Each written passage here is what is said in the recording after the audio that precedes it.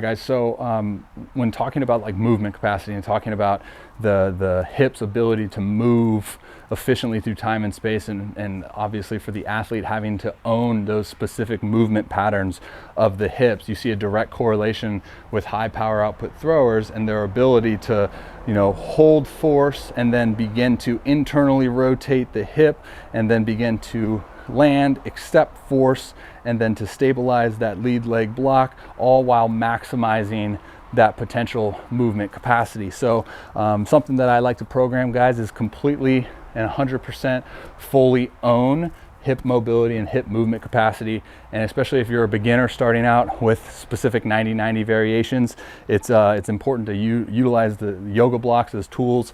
So essentially you want to get into your 90-90, right? And when I say 90-90, 90 degrees from the calf to the hamstring on both legs. And then this is in and of itself is a tough position to kind of just own. But what I want you to notice is the direct correlation. So say I was a lefty, right? Which I'm not, but say I was a lefty, and the direct correlation of the lead leg and the trail hip and the capacity that it has to move, just like we're doing in a pitching delivery, right? So especially from like starting out in this position and forcing this to hold external rotation, pushing out, and then this to go down to the ground.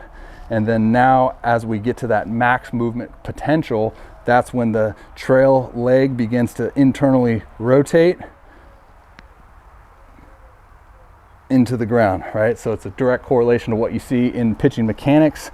That was a terrible example because I've been sitting at a desk all day, but yoga blocks, like I said, extremely beneficial because guys will try to get into this position and just kind of fall over, but yoga blocks will provide some of that stability that you need.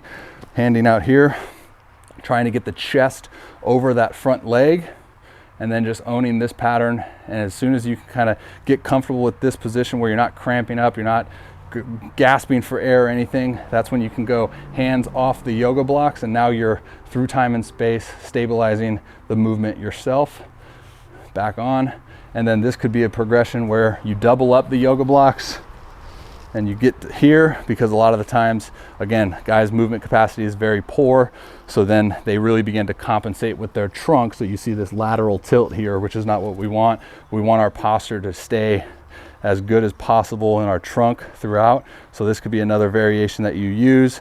And then holding, especially 90-90, breathing through the diaphragm, and then beginning your external internal rotations. That's another progression that you can use with the yoga blocks back here, is kind of just stabilizing here and really getting to maximum external rotation and getting to maximum internal rotation in the 90-90. Now, once you start getting better, you can take the dual yoga blocks apart, go single, external rotation, internal rotation, and then when you get really good, you can take the yoga blocks out of the equation, maintain good posture.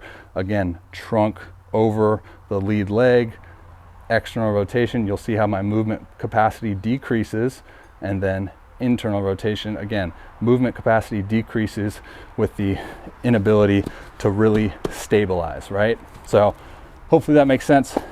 I'll include some more example videos in this package, but that is an extremely crucial piece to the pitching delivery, is having the ability to move efficiently and really maximize the movement in the delivery, not only being able to stabilize it, the specific forces and energies that we're applying and transferring, but to also be able to move through time and space without any wasted, power output per se. So hopefully it makes sense, and here's to your mobility gains.